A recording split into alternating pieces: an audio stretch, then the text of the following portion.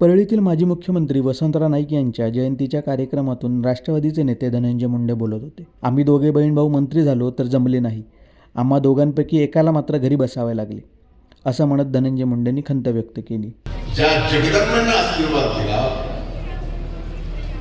तो आशीर्वाद एवढा मोठा आहे की महाराष्ट्रात आजपर्यंत कुठल्याही मुख्यमंत्र्याला लाभला नाही. 11 वर्ष ते कैलासवासी वसंतरावजी. आपण वेगवेगळ्या त्यांच्या असंख्य कामाचं उदाहरण देतो, पण त्यांच्यासारखं खणखर नेतृत्व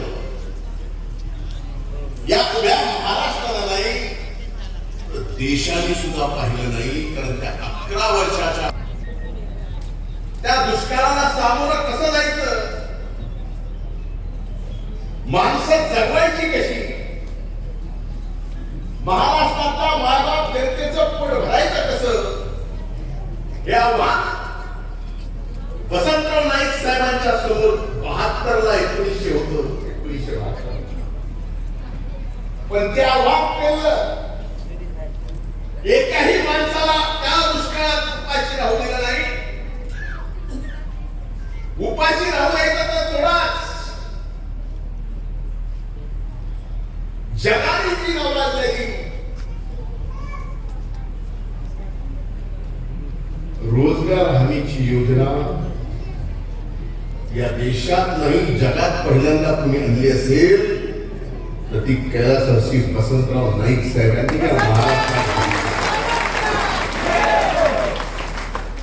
आणि ज्या वेळेस त्या दुष्काळात MREGS मध्ये काम करत असताना, त्यावेळेसच्या EGS मध्ये काम करत असताना माणूस कामही करायचा, त्याच्या हाताला रोजगारही मिळत होता आणि पोटाला भाकर सुद्धा मिळत होती. ज्या वेळेस ही योजना जगभरात प्रसिद्ध होऊ लागली तर जगातले अनेक देश आणि त्या देशातले सरकार या वसंतराव नाईक साहेबांनी महाराष्ट्रातल्या मायबाप जनतेसाठी दुष्काळात चालू केलेल्या EGS योजना बघायला येते. आपल्याला ही किमया वसंतराव नाईक साहेबांनी स्वतःच्या कणखर नेतृत्वात या महाराष्ट्राला दिल्या. फक्त दुष्काळाला सामोरे गेले, हा महाराष्ट्र दुष्काळात बाहेर काढला. दुष्काळात महाराष्ट्र बाहेर काढून दुष्काळाचे मुख्यमंत्री म्हणून ते प्रसिद्ध झाले नाही. त्या दुष्काळाला सामोरे गेल्यानंतर पुन्हा या महाराष्ट्रात असा भयंकर दुष्काळ आला नाही पाहिजे म्हणून हा महाराष्ट्र हरित केला. आणि या महाराष्ट्राचे हरित क्रांतीचे जनक कोण, तर त्यांचं नाव कैलासवासी वसंतराव नाईक साहेब. पुन्हा म्हणून अन्नधान्याचा दुष्काळ या महाराष्ट्रानं पाहिला. पाण्याचा दुष्काळ पाहिला असेल.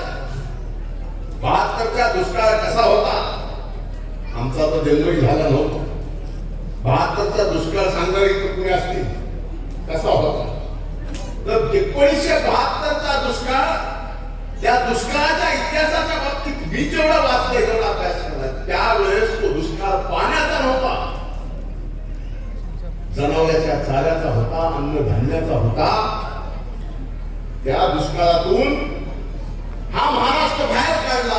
पुन्हा म्हणून अन्नधान्याची कमी या महाराष्ट्रात कधीही कमी पडू दिली नाही, असं कणखर नेतृत्व कैलासवासी वसंतराव नाईक साहेबांचं. म्हणून त्यांना हरित क्रांतीचे जनक. मुख्यमंत्री असताना अधिकाऱ्यांना कागदपत्री फार काय महत्व द्यायचं नाही. अधिकाऱ्यांनी महत्व द्यायचं असेल तर शेतकऱ्याच्या शेतातील पिकाला महत्व दिलं पाहिजे. म्हणजे प्रशासनाने शेतकऱ्याच्या पिकाला महत्व दिलं पाहिजे, शेतकऱ्याला महत्व दिलं पाहिजे. एवढं प्रेम करणारे मुख्यमंत्री शेतकऱ्यांवर ते म्हणजे वसंतराव नाईक. मी म्हणलं की या नाईक कुटुंबावर जगदंबा मातेची कृपा.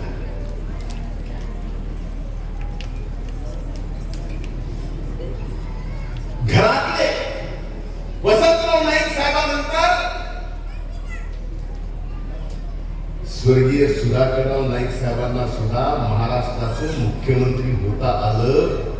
या कुटुंबावर जगदंबेचे आशीर्वाद आहेत. हे आता तुम्हाला पटलं का नाही?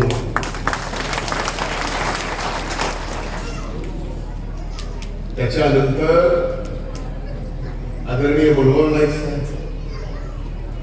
आणि आता स्वर्गीय अजितदादांनी माझे जीवलग मित्र इंद्रनील नाईक साहेबांना या ठिकाणी महाराष्ट्रात मंत्री केले. म्हणजे किती नशीबवान घटना आहे. बाबूसिंग महाराज, आम्ही किती नशीबवान दोघजण आहोत आम्हाला माहिती, पण हे घराने किती मोठं आहे. हा जो जगदंबेचा आशीर्वाद आहे. आज तुम्ही पूजक आहात, आम्हा दोघांना सुद्धा आशीर्वाद द्या.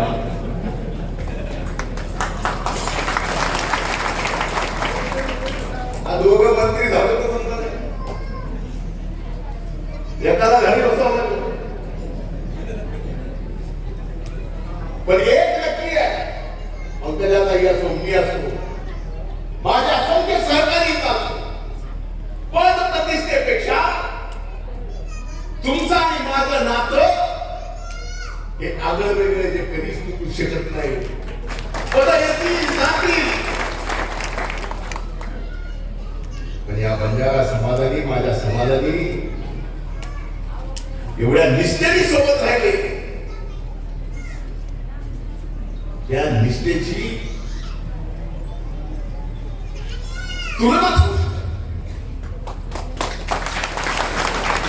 दोन वाक्यात जर सिद्धीमध्ये सांगायचं झालं तर या समाजाची निष्ठा कशी असावी, जी निष्ठा आमच्या प्रती दाखवली, ती निष्ठा म्हणजे मैदान में हारा हुआ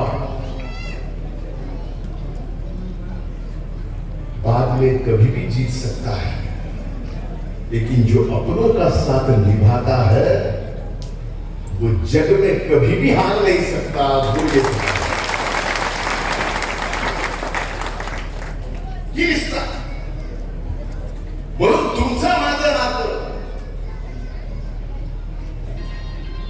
हे सांगायची गरज नाही.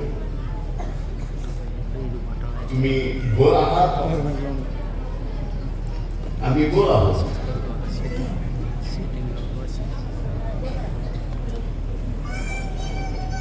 आता याच्या पलीकडे मोहिनी ताईंनी सांगितलं, गुजरात, कर्नाटक, तेलंगणा, महाराष्ट्र, तसं बंजारा समाजाचं, तसं बंजारा समाजाचं इथं एनटीडी, तेलंगणा एसटी ही परिस्थिती. मी स्वतः आपण साक्षीदार आहात, ज्यावेळेस बीडला मोर्चा निघाला त्या मोर्चात मी तुमच्या सोबत रस्त्यावर बसलो होतो का? बसलो नाही. आपल्या मागणीच्या बाबतीत ठमठाम बोललोच नाही. ही वस्तुस्थिती आहे. आज हा समाज पूर्णपणे बदलतो. पण आजच्या कार्यक्रमाच्या निमित्तानं अगोदरच उशीर झाला. एक गोष्ट, एक वचन आपण आज घेऊ. कैलासवासी वसंतराव नाईक साहेबांच्या या जयंतीच्या निमित्तानं आपण सर्वजण एक वचन घेऊ. 4 गोष्टी. एक, आपले प्रत्येक तंडे हे व्यसनमुक्त करण्याचं पहिलं वचन घ्यायचं.